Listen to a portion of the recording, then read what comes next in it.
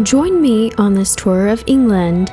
Today we are in Warwickshire, and specifically Warwick, a place in the Midlands of England, and it's about a 2-hour car drive from London.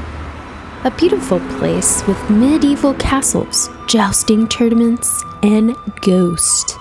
I'm your host, Keeley Turner, and we will be exploring the medieval guildhall now known as Lord Leycester Hospital.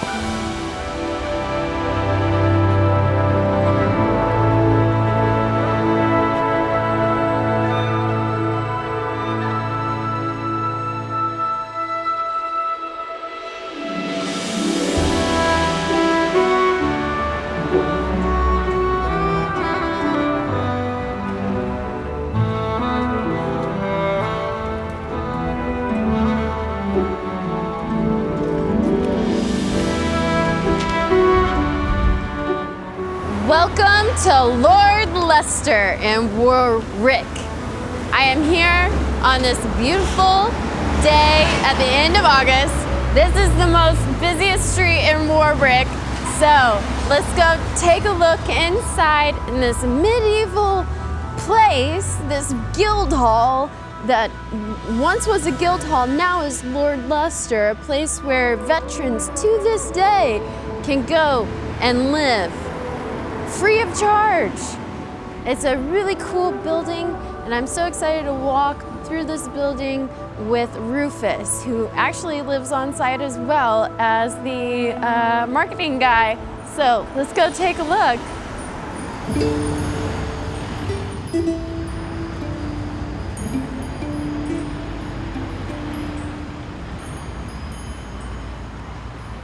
So we're here at Lord Leycester in the courtyard area, and I'm here with...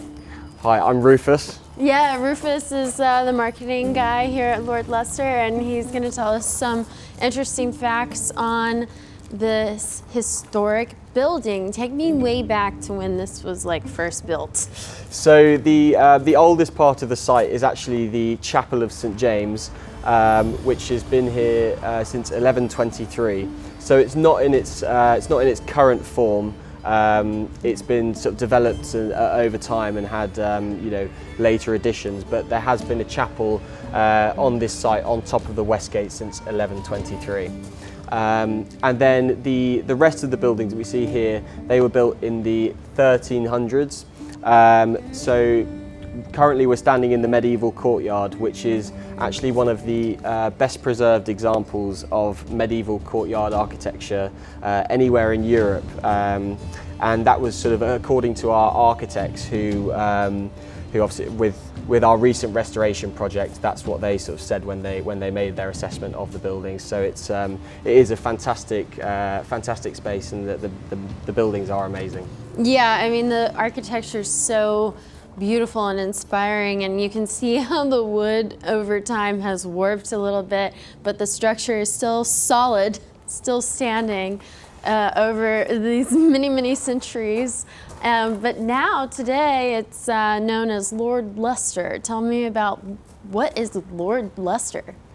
So we're actually called the Lord Leycester Hospital, and it was founded in 1571 by Robert Dudley, who's the Earl of Leicester at the time. And it was founded to support 12 ex-servicemen known as Brethren, who currently live on site today. Wow, and why did Robert Dudley create this? Was it a hospital, or was it like just a place for people to live? So it's called a hospital, but not in the medical sense. So it was never used to actually sort of treat the soldiers, but more it comes from the Latin word hospitalum. So it actually means more a place of hospitality. So that's why they live on site. They're supported in that sense in the fact that we provide them accommodation and a place to live. But no, we don't support them medically. So okay, thank you for clearing that up. I was wondering about that. And then, so why did Robert Dudley want to do this? So it was actually because when Queen Elizabeth I came to the throne, there was a severe problem across the whole country of poverty and homelessness. So when she came onto the throne, she wanted to tackle this sort of nationwide problem by creating something called the Poor Laws. And within the Poor Laws, it's part of it was actually to found almshouses around the country to help tackle this problem of homelessness. And Robert Dudley, our founder, was actually very, very close with Elizabeth I, and as a result, he, whether or not he wanted to just try and impress her by showing his, I shall handle this, Your charity, Majesty, or not. But anyway, he did. He founded the Lord Leycester Hospital in these buildings, and actually installed 12 of his own former soldiers into the buildings. So that's why it was founded. And Queen Elizabeth, did Queen Elizabeth come here? I think she did, yes, she did. I think she did come and visit. Wow. I must say, I'm not sure exactly when, but well yes, she done, did. my Lord Wow, Robert. walking in Queen Elizabeth's footsteps. Well, let's take a look around and see what else we find.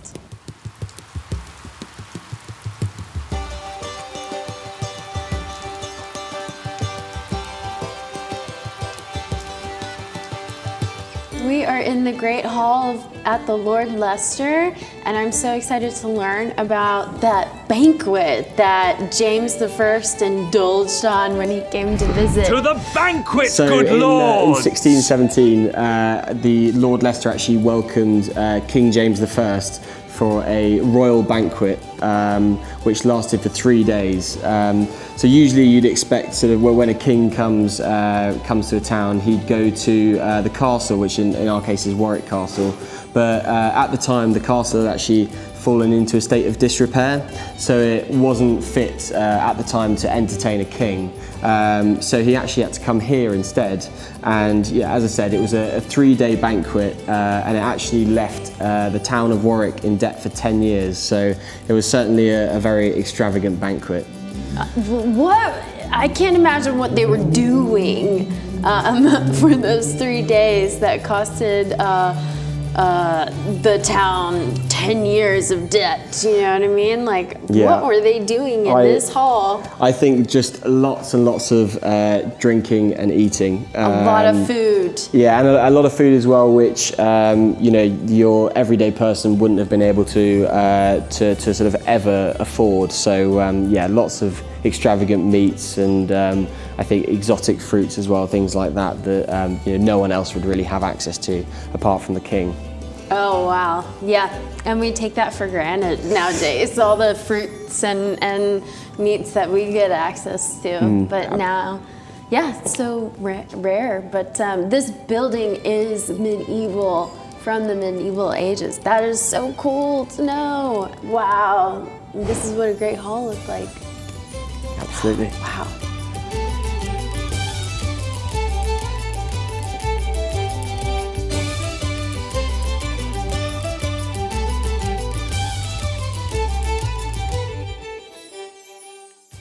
That is That amazing. is so wild that he sat in this chair. I know.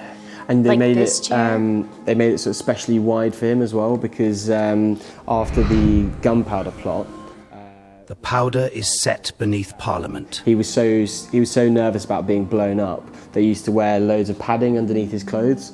So that's why they built the chair that's like quite wide, because he obviously had to fit in with all of his padding. That's so wild. It wasn't just because he'd overindulged at the banquet for 3 days. He actually, it's because he wore a lot of padding. So, but it's Like interesting. that was interesting gonna little save fact. him. Yeah, exactly. Of course, and now we know that wouldn't do anything. But obviously, he was so paranoid about it that's why he wore so much padding under his clothes. So it's a good little nugget of information.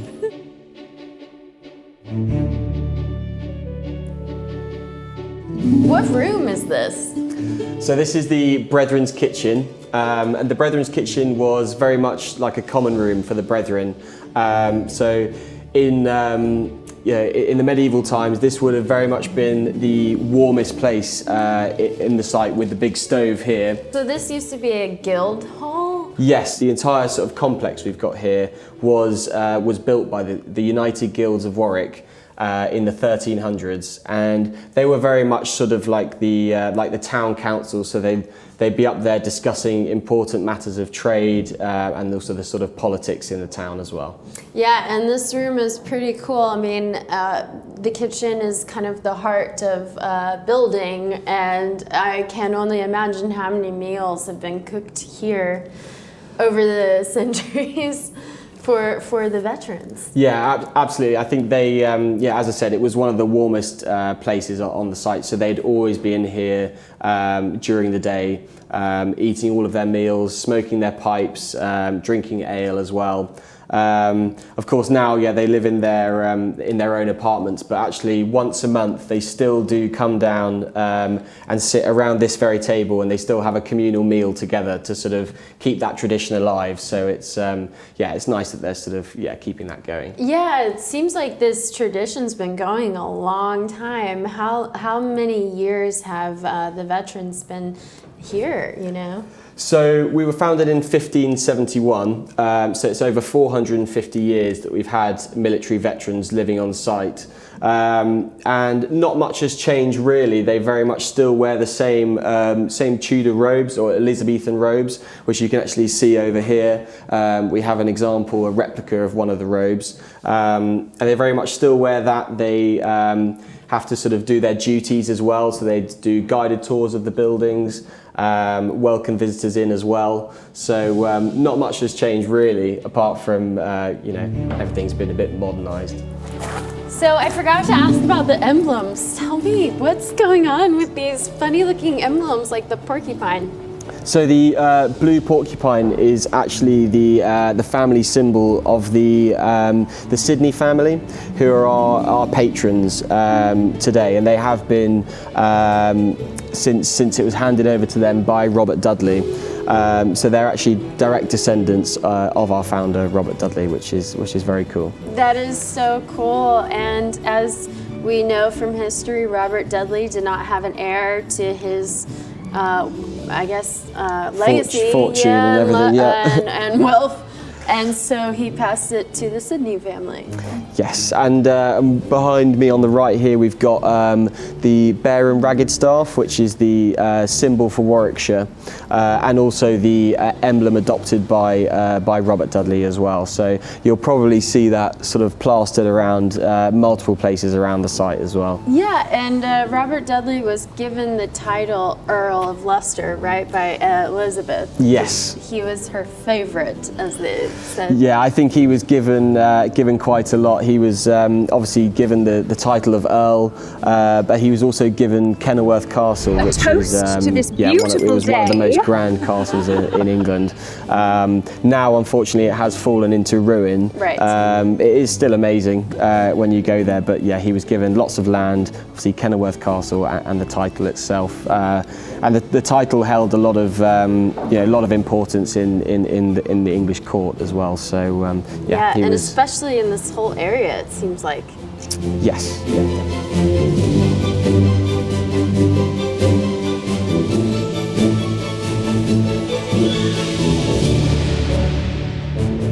Thank you for joining me on this wonderful tour of Lord Leycester Hospital. It was so much fun learning more about Robert Dudley, the first Lord Leicester, who was Queen Elizabeth's favorite. We even got to walk in the footsteps of Queen Elizabeth I. What a journey! Thank you to Rufus for giving us a wonderful tour of Lord Leycester Hospital. You don't want to miss the next one. We're heading back to London, and this time, we're capturing London from the water. This is a perspective you've never seen before. Look up, that is Tower Bridge. Until next time.